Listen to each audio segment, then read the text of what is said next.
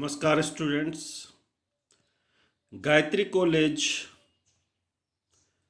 सांचौर के YouTube channel पर आप सभी का स्वागत है। आज का ये वीडियो रिकॉम्बिनेंट डीएनए टेक्नोलॉजी के अगले टूल प्लाज्मिड पर आधारित है। यह टॉपिक एमएससी 4th सेमेस्टर तथा बीएससी पार्ट सेकंड जूलॉजी व बीएससी फाइनल के बॉटनी के लिए भी उपयोगी होगा। तो आइए देखते हैं प्लाज्मिड कि प्लाज्मिड क्या होता है।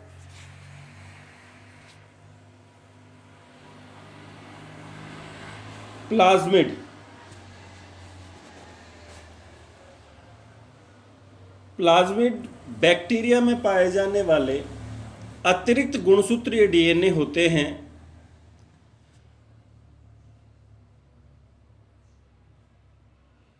अर्थात plasmid is a small extra chromosomal DNA molecule within a cell that is physically separated from chromosomal DNA can be replicate independently.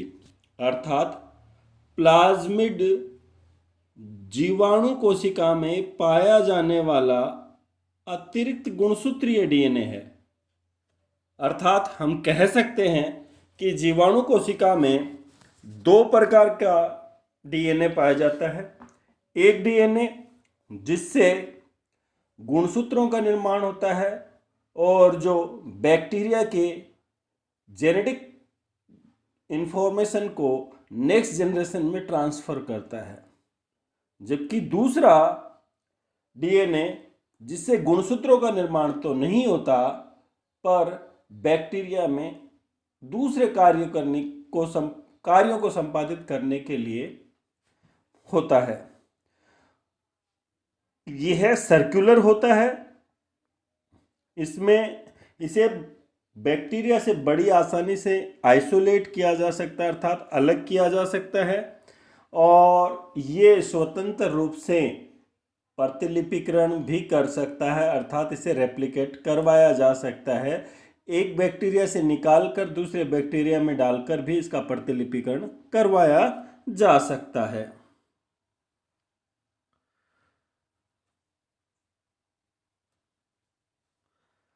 They are most commonly found as small circular double-stranded DNA molecule in bacteria.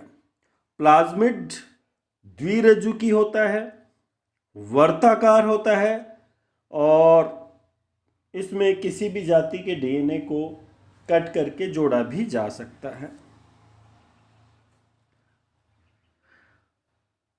इस slide में आप देखेंगे कि bacteria का diagram दिखाया गया है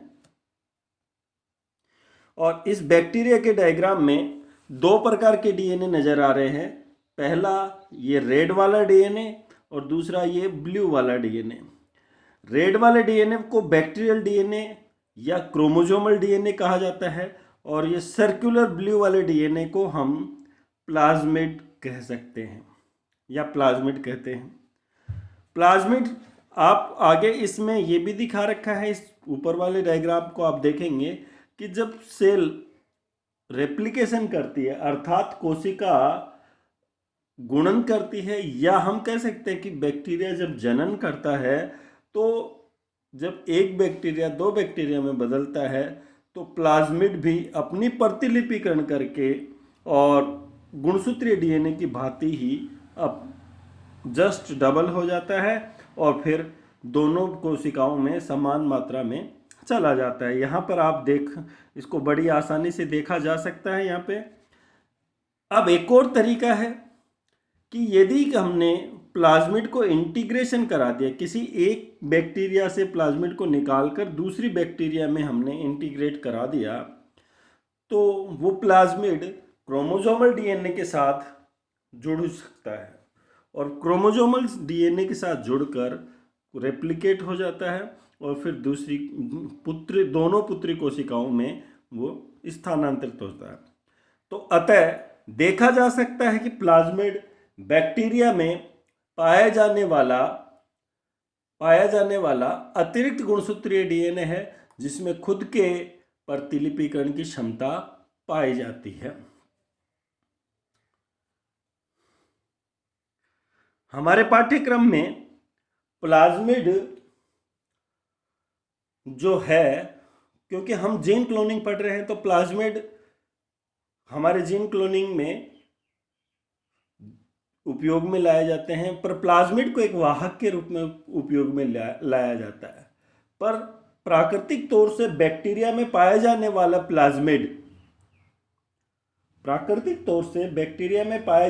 plasmid वाहक के रूप में कार्य नहीं करता है, क्योंकि जब हम किसी चीज़ को, किसी डीएनए को या किसी प्लाज्मिड को टूल्स के रूप में प्रयुक्त करते हैं तो उसके बहुत सारे ऐसे लक्षण या फीचर्स होने चाहिए जिसके आधार पर हम उसकी समय समय पर टेस्टिंग कर सकें और ये पता लगा सकें कि इसमें ये कैरेक्टर मौजूद है या नहीं है, हमारा प्रयोग किस हद तक सफल हुआ या असफल हुआ।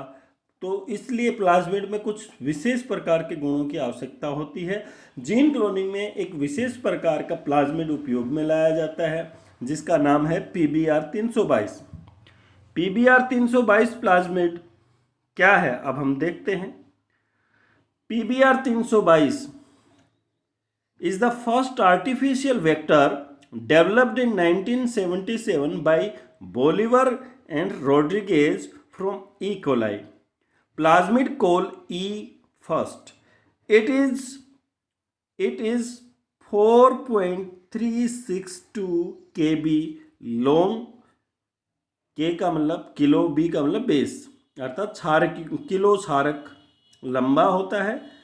And most widely use in cloning vector, जिसको क्लोनिंग वाहक के रूप में इस्तेमाल किया जाता है।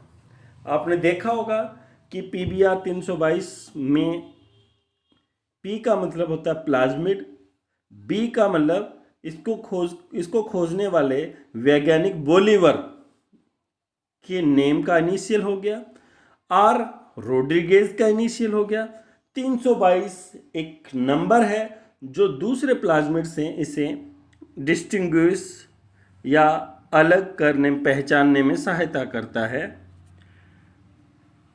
अगली स्लाइड में देखेंगे, in the transform E. coli cell it copy number remain about 15 to 20 molecule per cell, अर्थात बैक्टीरिया में प्लाज्मिड की संख्या, एक बैक्टीरिया में प्लाज्मिड की संख्या 15 से 20 हो सकती है। However, its number may be amplified by incubating the transformed E. coli cells. हम चाहें तो इसकी संख्या को 15-20 से बढ़ाकर 3000 तक बढ़ा सकते हैं। बैक्टीरिया को इसको बढ़ाने के लिए बैक्टीरिया को हमें इंक्यूबेट करना होगा और उसे क्लोरमफेनिकोल संवर्धन माध्यम में रखना होगा। यदि क्लोरमफेनिकोल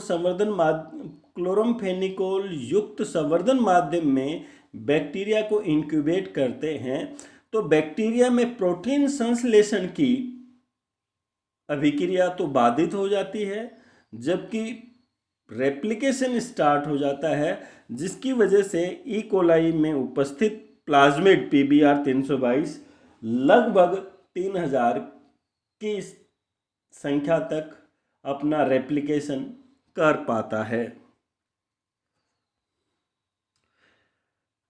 आइए देखते हैं PBr322 में का स्ट्रक्चर। तो जैसा कि साइज इससे पहले मैंने बताया था कि 4362-61 बेस पेयर बोलिए या 4.362 BP लॉन्ग बोल दीजिए। प्लाज्मिड के अंदर कुछ विशेष जीन होने चाहिए। वो जीन कौन से हैं? AMP, RNA, इसकी एक्सपोनेंट में, TETR इसके एक्सपोनेंट में, ओरिजिन साइट होनी चाहिए, एक RAP रैप साइट होनी चाहिए, ठीक है। इसी तरह से इसमें HIND third, eco R fifth, BAM S first, eco R first, SAL first, PAST first जैसे सीमाकारी एंजाइमों के विदलन स्थल भी आपको नजर आ रहे हैं। अब एक्चुअल में हमें पता तो चले कि प्लाज्मिड PBr 322 में AMPR का मीनिंग क्या होता है, TETR का मीनिंग क्या होता है, ORI का मीनिंग क्या होता है, रैप प्रोटीन का मीनिंग क्या होता है, और ये सीमाकारी एंजाइम यहाँ पे क्यों दर्शाए गए। ये सारे सीमाकारी एंजाइमों के नाम भी हैं, AMPR, TETR, ORI, ये दूसरे नाम भी हैं, पर एक्चुअल में ये इनको मार्कर भी हम कह सकते हैं, क्योंकि ये प्लाज्मिड के जीन को चिन्हित करने का कार्य करते हैं। पर इस आगे की स्लाइड देखें उससे पहले मैं बता देता हूं कि PBr 322 एक आर्टिफिशियली बनाया गया प्लाज्मिड है, जिसमें ई कोलाई के प्लाज्मिड में अलग अलग जातियों के DNA के जीन्स को या DNA फ्रेगमेंट्स को इंसर्ट करके बनाया गया है। तो इसमें वांछित सभी कैरेक्टर्स हमने प्रविष्ट करवा दिए हैं। अगली स्लाइड में हमें पता चलेगा कि इनका नाम क्या है।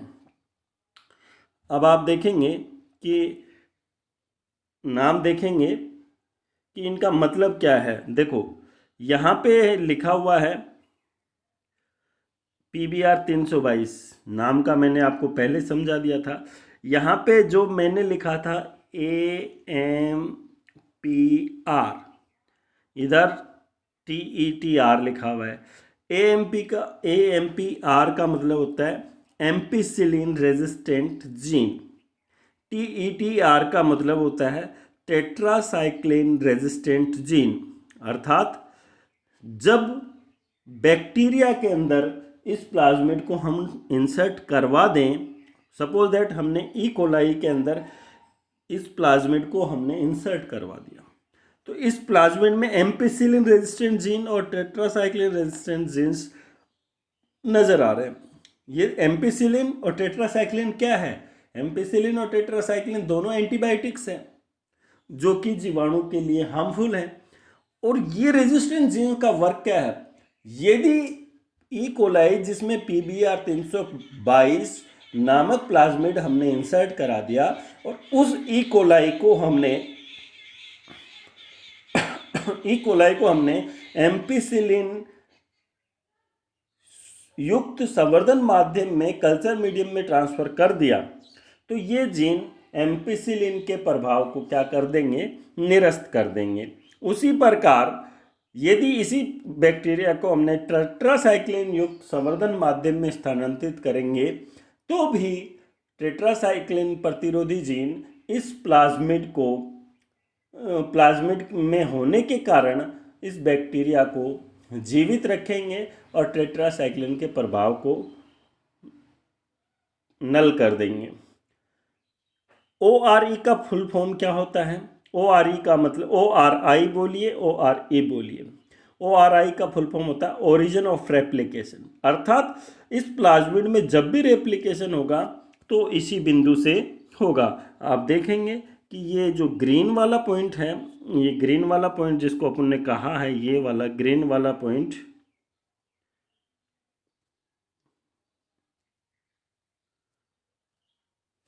इस ग्रीन वाले पॉइंट पे लिखा हुआ है ओरिजिन ऑफ रेप्लिकेशन। अर्थात जब भी बैक्टीरिया के अंदर रेप्लिकेशन स्टार्ट होगा तो इस स्थान से होगा।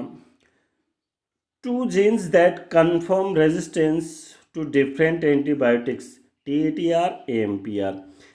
ये जीन, ये जो ऑरेंज कलर का और ब्लू कलर का जो सीन चिन्हित रिमार्केबल स्पेस दिया गया है, ये AMPR को रिप्रेजेंट करता है, ब्लू वाला टेट्रासाइक्लिन को रेजिस्टेंस जीन को रिप्रेजेंट करता है। Third point, several unique recognition sequence, अर्थात EcoR फर्स्ट आपको दिख रहा होगा, BAM-H फर्स्ट आपको दिख रहा होगा। ये क्या करते हैं कि जब EcoR फर्स्ट एंजाइम से इस प्लाज्मिड को क्लीवेज करवाया जाएगा तो EcoR फर्स्ट प्लाज्मिड इस डिस्टेंस से और इस डिस्टेंस के बिटवीन में से इसको प्लाज्मिड को यहाँ से कट करेगा और इसी स्थान पे हम वांछित जीन या डिजायरेबल DNA या डिजायरेबल जीन को इंसर्ट करा के उसका रेप्लिकेशन या क्लोनिंग कर सकते हैं। उसी प्रकार BAM H first SL first plasmid को टेट्रासाइक्लिन रेजिस्टेंस जीन के बिटवीन में से काटने का काम करते हैं। उसी तरह PVU सेकेंड प्लाज्मिड को इस पोर्शन से कट करने का कार्य करेगा। इसी तरह से PST फर्स्ट प्लाज्मिड को इस स्थान से काटने का काम करेगा। और फोर्थ नंबर पे प्लाज्मिड की साइज दी गई है, जिसके बारे में हमने पहले ही जानकारी प्राप्त कर ली थी, मैंने आपको बता दिया था। अगली स्लाइड में अतः आज के इस वीडियो में इतना ही। अगले वीडियो में मैं आपको प्लाज्मिड के अन्य एग्जाम्पल्स, उनके साइज और उनके स्रोत की जानकारी दूंगा और अगला एक टूल cDNA और cDNA फॉर्मेशन के बारे में हम जानेंगे। धन्यवाद।